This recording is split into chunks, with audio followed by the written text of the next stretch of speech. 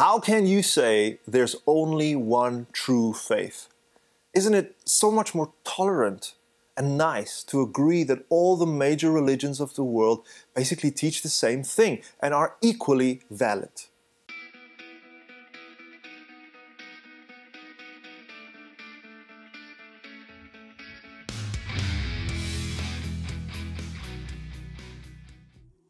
Today, this is a very popular idea in the Western world. The idea that all the world's religions are basically the same. There are many problems with this idea, and here are at least two of them very quickly. The first is this idea is illogical. It goes against reasoning and against logic. And the second is the claims of the person of Jesus, who is the founder of the world's biggest religion today. Let's look at these. First, why do I say that this claim, that all religions are equally valid, is inconsistent or is illogical? So imagine a friend came to you and he said, "Hey, I studied German and Japanese. I can speak both of these languages perfectly. And you know what? I realized the two languages are basically the same. They might have small, superficial differences, but in reality, they're mutually intelligible. They're the same languages." So anyone who said that to you would make you realize that they did not really study these languages, because German and Japanese are very different.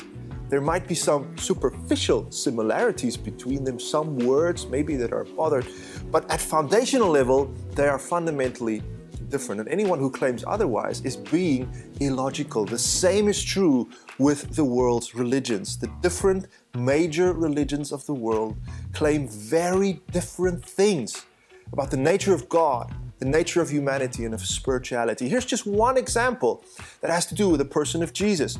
Christianity claims that Jesus of Nazareth was crucified and died somewhere around 30 AD outside of Jerusalem. The followers of Muhammad in the book of the Quran very clearly, flat out denies that this crucifixion, this death took place. So what now? Both of them cannot be right? Either one is wrong and the other is right, or they're both wrong. But you cannot live in a world where you somehow close your eyes and say, oh, God is a God of love, and in some way all the religions of the world, even though they say very different things, are the same. This is just not in line with reality.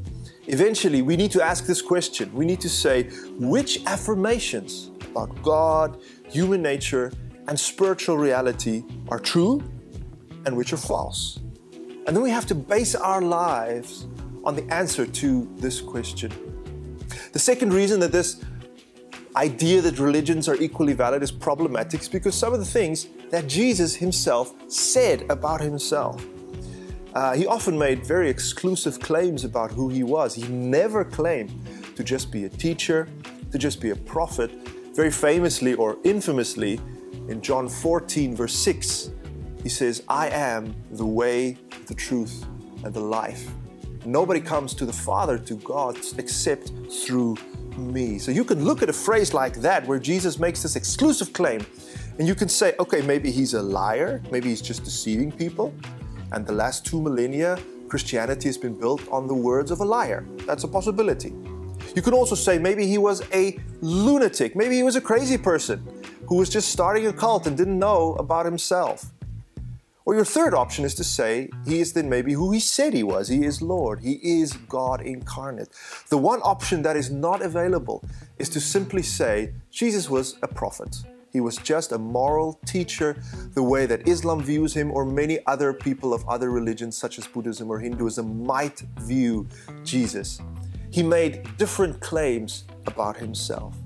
And so at the end of this video, I want to encourage you to actually read the words of Jesus for yourself. See what he had to say about himself in the Gospels and make up your mind about Jesus of Nazareth and who he is.